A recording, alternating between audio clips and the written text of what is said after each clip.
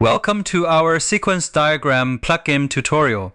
In previous video, we covered how to configure parameters so that generated sequence diagrams better align with your needs. Once the sequence diagram is created, you can click on shapes to navigate directly to the corresponding code, helping you understand it quickly.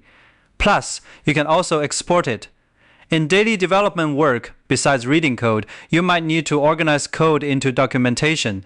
For example, if you need to include the sequence diagram in a document, you'd use the export feature to convert the generated diagram into an image. The SequenceDiagram plugin supports multiple export formats.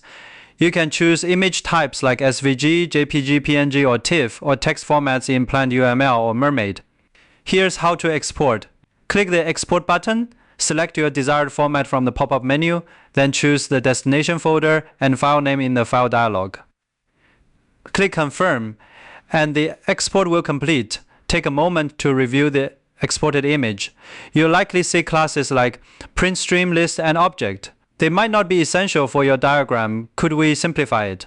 Beyond the parameter settings we already covered, after generating the sequence diagram, you can further refine it by removing unwanted elements.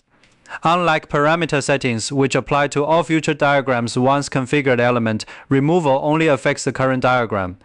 It won't impact future generations, and it won't delete the underlying code.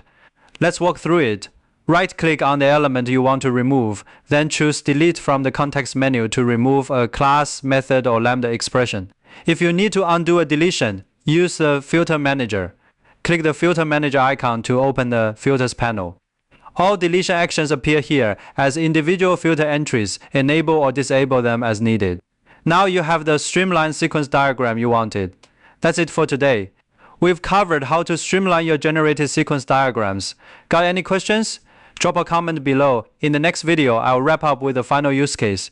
If this video was helpful, please like, subscribe, and hit the notification bell to stay updated.